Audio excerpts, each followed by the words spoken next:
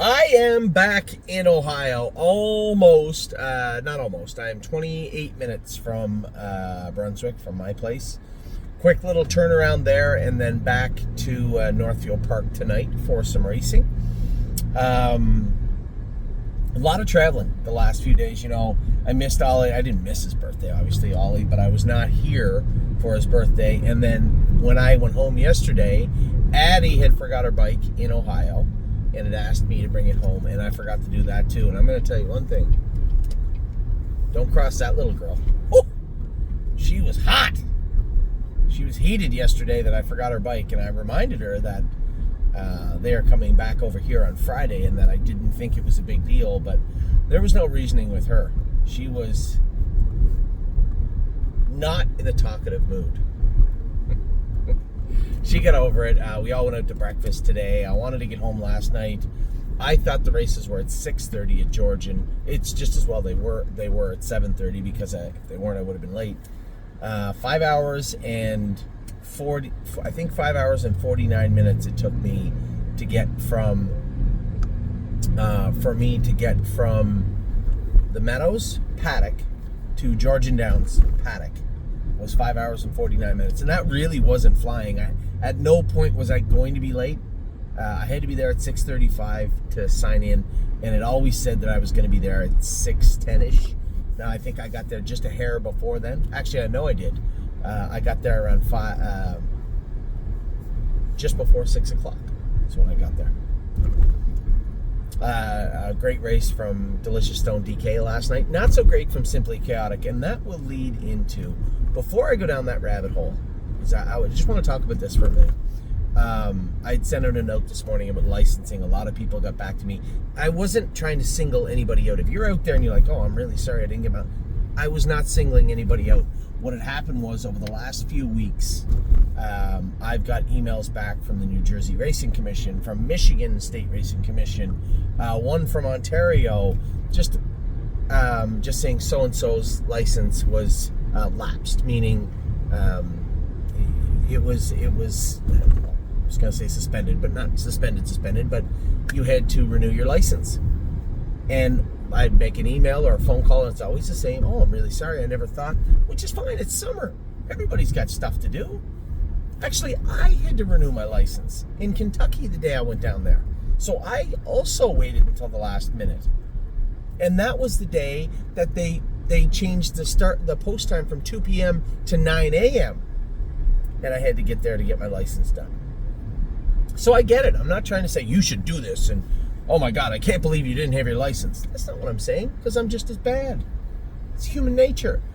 We've had a pretty good summer, especially the last 2 weeks, especially after the winter we've had. Everybody should be soaking up this weather, right? So I don't want anybody to think that that I'm upset over anything, but I do want people to understand we do have to get licensed. So on our website, there's a thing where you can update your licensing. What you're licensed to, it would be helpful. You put your license number in, the expiry date, so that we can help you track that also. But it is imperative that everybody be licensed, right?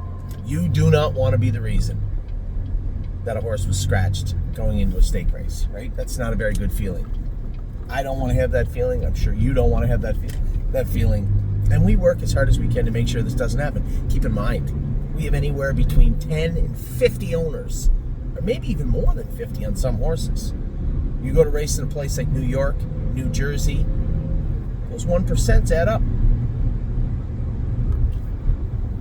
So we do our best to try and stay on top of that, but I would ask for your help. If you got a couple of minutes at night, just go down, maybe open up, maybe look in your pocket, look in your wallet, wherever you happen to carry your licensing. If you know that you have a horse racing in New York in a week or two, just take a minute to make sure that you are licensed in that place. Do I think it's fair? No, I don't, and we're going to continue to. And this is what probably, if I had a desk with I had a filing cabinet, and in that filing cabinet was important things that I wanted to do that I've not got done yet, pushing for licensing reform.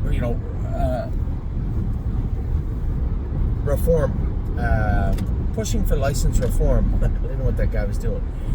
pushing for license reform in our industry is vital, right? And they don't even know it. The industry as a whole of horse racing, standardbred horse racing, has no idea how hard it is to get people involved and keep them involved with their licensing practices. Is it normal that we need fingerprint cards done in every state? I don't think it's fair that the state of Ohio would believe that the state of New York is inept in compiling their database of fingerprints, and so on and so forth. Furthermore, that Ontario's already proven you don't need fingerprints, for the love of God. Would it be that hard to say, well, you have an international passport? I have a Nexus card. Somewhere somebody has my retinal scan. Probably my DNA, I don't know, some hair, blood, I don't know, but they have lots. I don't think you need the old fingerprints. It's not really necessary. I may go as far as to say it might be construed as a cash grab across the board.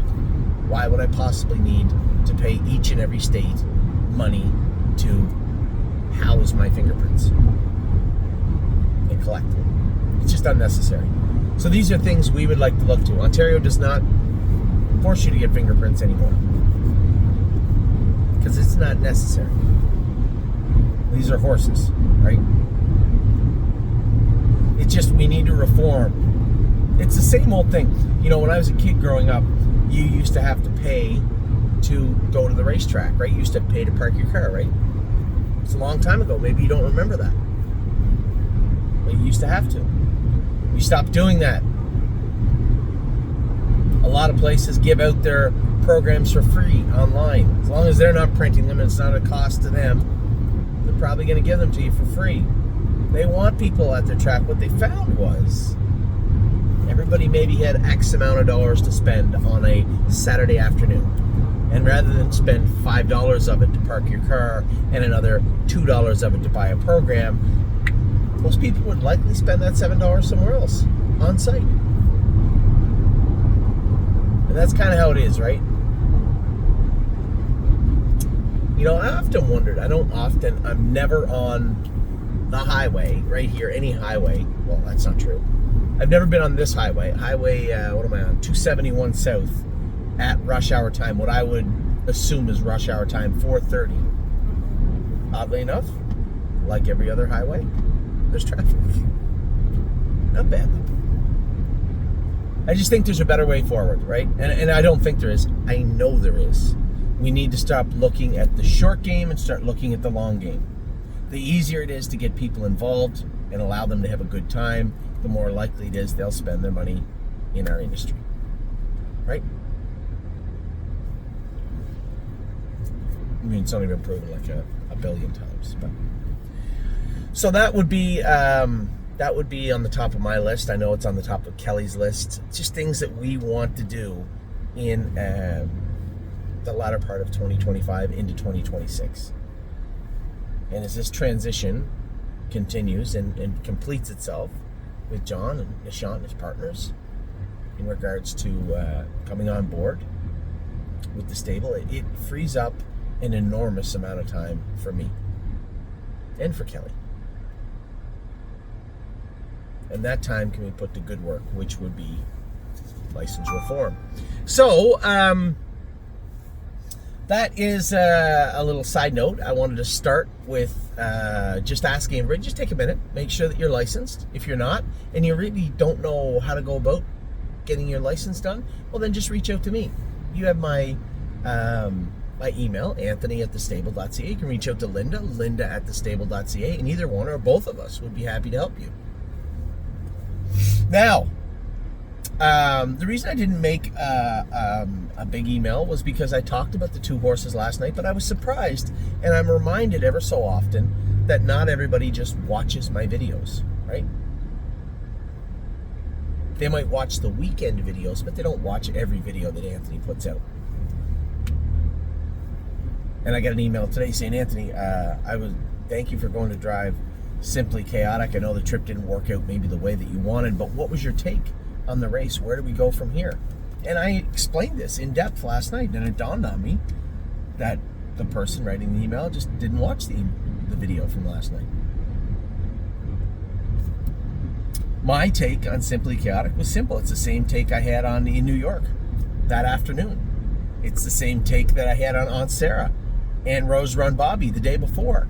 We're almost to August.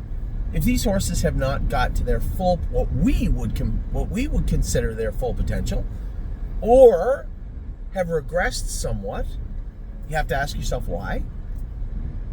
How do we get to where we'd like to be? And what's the best course, the best path for that? In regards to Simply Chaotic, Dominic had said to me after, maybe we'll have him over to Dr. McKee's and get some work done on him. My answer to that was simple. Why? Why would we bother doing that? There's nothing seriously wrong with him. And if we're talking about doing maintenance on a horse to win a maiden at Georgian Downs, why are we even discussing it? If we think enough of this colt that we kept him, paid him into stake races, raced him in stake races, or at least a stake race, I thought enough of him to come over to Ontario from Pennsylvania via Ohio yesterday, then why are we even discussing this? We have to do what's best for the horse and make sure, what's our long game with Simply Chaotic? Simple. I think he's going to be a nice horse. And if that's the case, if he's not perfect right now, right? If you buy into what I said last night, stifles were a little, seemed a little sloppy, just going through a growth spurt, on the right line hard, but didn't show me any real acute lameness. All right, what is it? Probably what I just said. Probably his stifles are a little sore. That could be a secondary issue. Maybe his feet. We just took the flip-flops off him. Maybe his feet are bothering him. Maybe his knees are bothering him, like, 60, 70% of the other 2-year-olds out there. But there's levels, right? You get the rare ones that their knees never bother them. You get the other ones where, you can paint them, and through maintenance and proper training, maybe you adjust your training schedule a little, you can work your way through. Maybe you have to manage them. Maybe the vet has to come in, do a little vet work on the knees. There's a million ways to do it, but if you get past that and you're like, well, his knees are bothering him now in a maiden at Georgian, my answer to you is simple. That maiden will always be available for him, whether it be a Flamborough, Georgian, Grand River, London, it doesn't matter. You can only win it once, right? Maybe twice on money, but then you're out of the maiden. So we go to Dr. McKee's, we get work done on Simply Chaotic, we come back, we win the maiden, we win the non-winners of 2. His knees started hurting him again. You're like, oh, well, let's turn him out. Cool. Now when he comes back, he has to race the non-winners of 3. Or we could recognize that his knees are bothering him, his back is a little sore, probably his stifles are bothering him a little bit. Could be a number of little aches and pains. Nothing acutely that I could see, but a number of little aches and pains. So what do? Turn him out. Same as in New York, turn him out. The last thing you want to do is discourage these young horses, right? If they're not quite mature enough to do what we want them to do physically, or in a case like Bobby, maybe mentally too a little bit, don't discourage them. You're not going to like what you find going down that path. Everybody wants to race. Nobody wants to lose all the time, right? It just doesn't make much sense. I have to be in that lane way over there. That's why we have a bunker. It doesn't make any sense to push a horse like Simply Chaotic and say, well, I know that things aren't great right now. I know that you're going through a growth spurt, but you know what?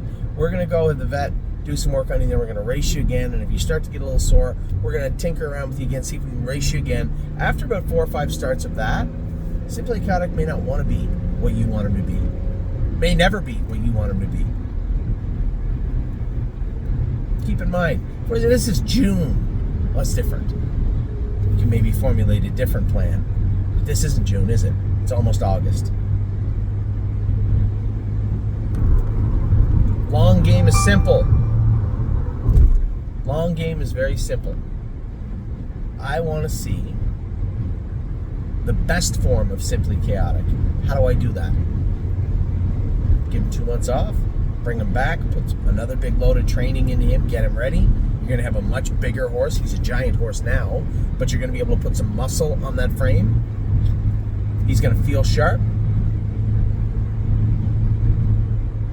And he's going to race as such. that's what we want to see, the best form of each horse. We started with, 40, 50 babies? Not quite 50.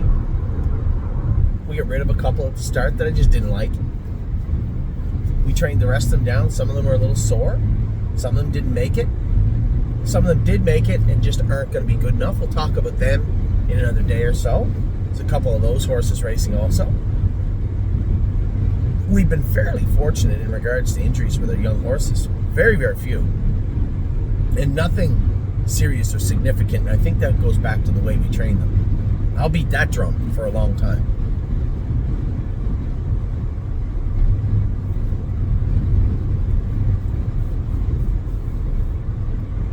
But the same question has to be applied to every single horse. How do we get to the best form of you?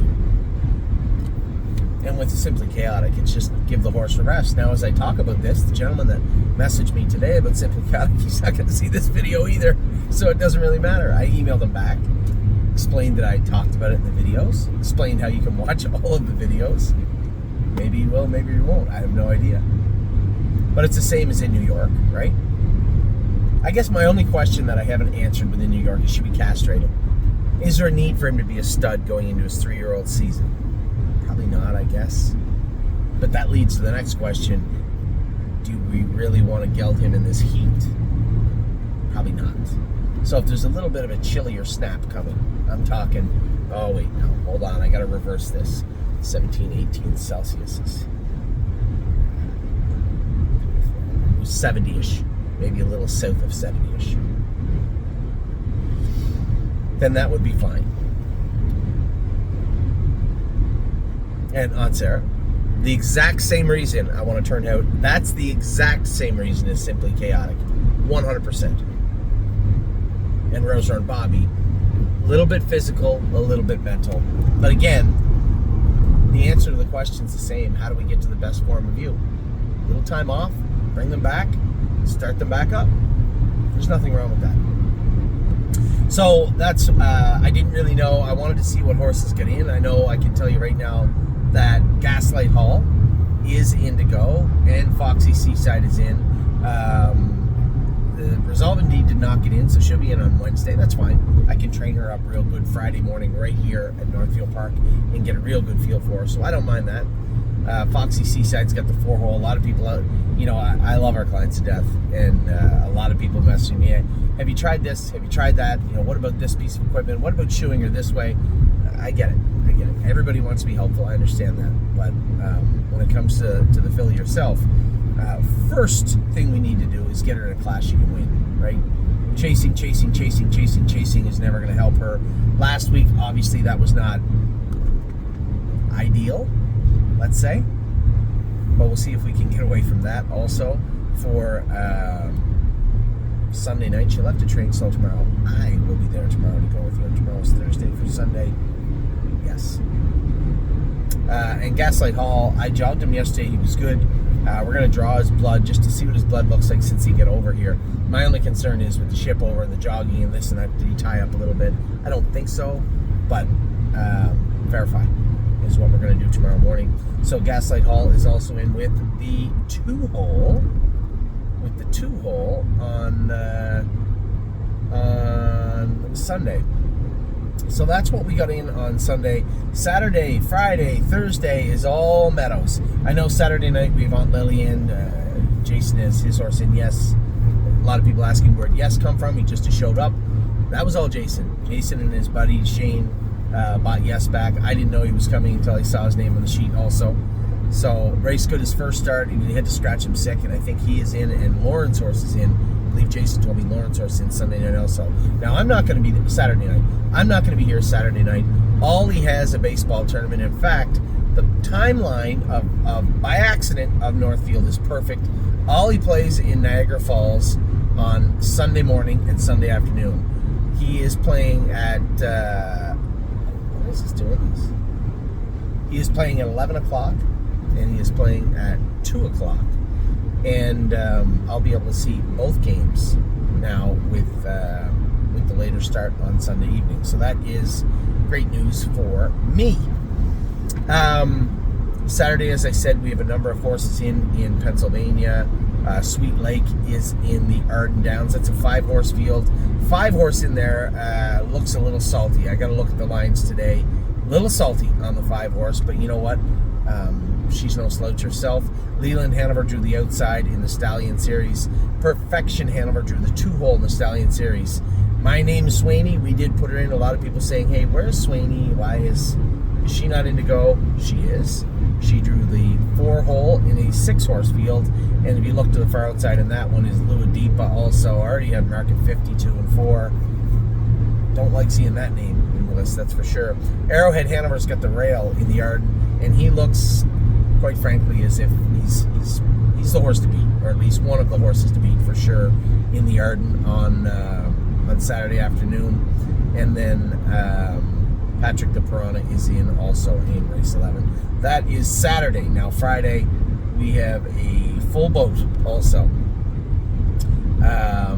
Captain Doolittle is drawn the rail in, is that Friday or Thursday? July 25th. That's Friday. Captain Doolittle has drawn the rail in, it's just an overnight, but he's 5-1, so it looks like he's in a good spot. Cherry's Girl in the Arden. She is 7-2 morning line. The horse on the rail 6-5, must be a Sire Stake horse. But we'll see how Cherry's Girl is. She was a little sick in Philadelphia. Jim said she's had a good week, so that's good. Looks like money is back in to go. Unfortunately, Hill Exotic is in that class also. And I'm going to be completely frank with everybody. If the Hill Exotic shows up that won that race 2 weeks ago, it's going to be incredibly difficult to beat that horse. He looked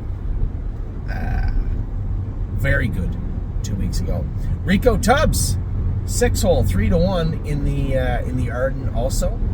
3-point blue chip is in, 3-1 in an overnight. Spitfire Overseas is 9-5 in an overnight. And that's it. We have 6 in. That is a real good lineup on Friday. And then just tomorrow, we Millie Girl in an overnight. She's picked to win, right? 2-1 picked to win. Yep, she's picked to win. Memento Mori's 5-1. I want the Memento Mori of last year would be great, at least around this time. But definitely the Memento Mori of 2 weeks ago would be a better fit, I think. A better fit for what we're looking for. Go Strong Hanover 6-1 in an overnight, also on Thursday. So a full barrage of races coming up. Sunday I am here with Gaslight, and I am here with who's the other horse? On Sunday, Gaslight Hall. Of course, we'll be able to do this, right? Gaslight Hall and Foxy Seaside, and that's where it starts to get a little bit tricky. Monday, we have 2 horses in at, Solidarity is going to race on Sunday. Somebody said, are you going to race Solidarity back on Sunday? Absolutely I am. I ain't qualifying that hard. He's got a flat line. He's coming in sharp. Back and look at him. He's going to be down with Eric in plenty of time, and we're going to race him. We'll see what happens. Best case, continue on if he races good. If he happens to make a break, or I get a report back from, I think we listed Scotty on the horse. If I get a report back that he didn't race as well as we'd hoped, well, he'll be castrated almost immediately. The heat thing will also be a factor, but will be castrated immediately and turned out. We'll bring him back. And again, I don't think there's anything wrong with that. I'm not going to be apologetic for not castrating him early. He is a blue-blooded bred horse that showed lots of talent, and there was just no need to castrate him at any point. The exact same situation almost, and almost identical as time is on my side as a 2-year-old. Lots of talent, but that was it. But we castrated him, trained him back, and lo and behold, turned out to be a pretty nice horse. So that's the plan with Solidarity on Monday. We got Hanger 1. Can't castrate him, he's already castrated. Hanger 1, a little warm the other day, but still plenty talented. And Steady Volo is happy with how he looked. Both those horses are going to be in action on Monday at Kentucky. Now, Tuesdays is an off day. I don't do a whole lot on Tuesdays. And Wednesday is going to be the first start in Lexington anyway for Jailbird Jog, for Degas, for Zena Kemp, and for, as I said the other day, Jolene Hull. She's going down there because I think she should be. That's why. So I have talked to Scotty, and before the draw, we can't do a whole lot, but he may have complications. He may have multiple entries in the filly division, and he has some accounts that are going to be higher up than us, right? He drives for Marcus Melander also. So him and Dexter have the Melander account as of right now, and he's not going to do anything to jeopardize that account, so he won't be driving. He can't drive Jailbird Jog over one of the Melander horses, and I appreciate him being honest with me and upfront, as he always is. So it left us with a question, what do we do for a driver? Now, there's nothing wrong. I'm happy to drive the filly, but I'm also well aware that I'm not Dexter Dunn, and I'm not Scott Zeron, or James McDonald, or listen, I can name a lot of people right now, like a lot. There's nothing wrong with that. I'm fine with that. So where do we find a driver that can stick with this filly potentially all year? A top driver, world-class driver that would complement her well. And I think we found one in Tim Tetrick. I spoke to Tim a couple of times last week about it. He didn't have a filly in this division and is going to be in Kentucky. So Tim Tetrick is going to be listed on Jailbird Jog.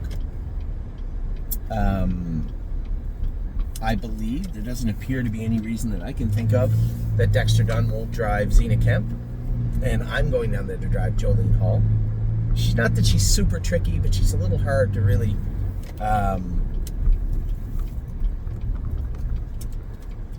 little hard, not hard, but at the same time a little trickier than the rest I just mentioned, put it that way, at times. She may breaks training down. She's not your average feeling trotter. I guess that's the way I meant to put it. She'll dog it a little bit on you. There's times in the mile where you got to just kind of leave her alone for a bit. You don't have to protect her, but you got to leave her alone. And she's not your typical 2-year-old trotter. So I'm going to go down there and drive Jolene Hall. I'm going to drive Degas. She is easy.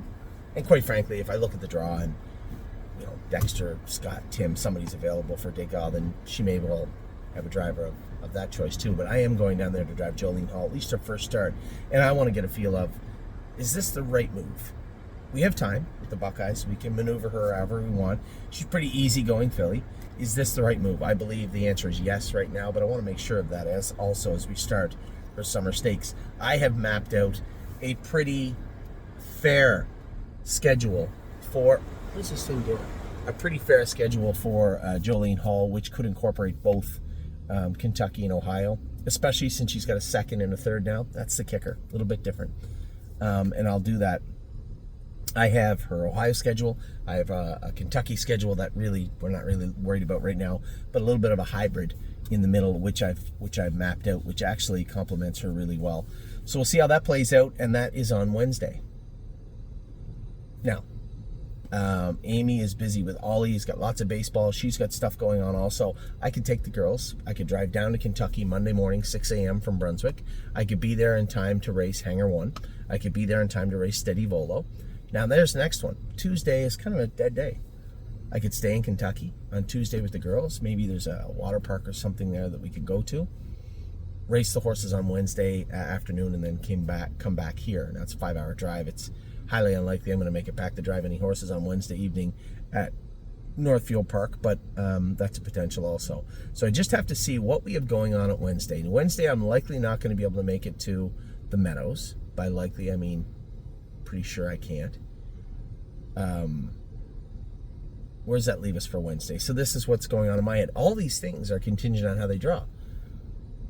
How they draw, what they're in with, what time of day they're racing. This is a very, very busy time of year for me and for all of us, as you know.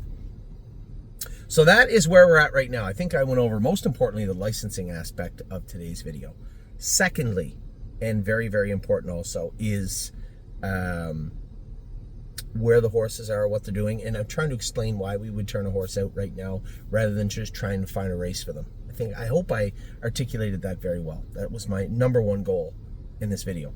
And then third, just giving you a preview of what's coming up. And obviously, as I go home and get changed, go back to Northfield Park, what's coming up?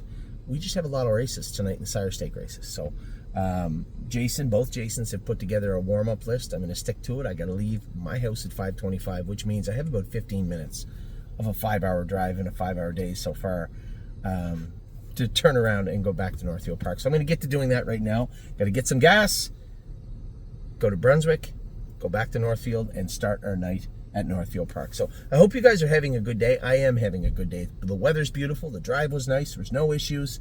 And I hope it continues that way for the rest of the evening. Take care.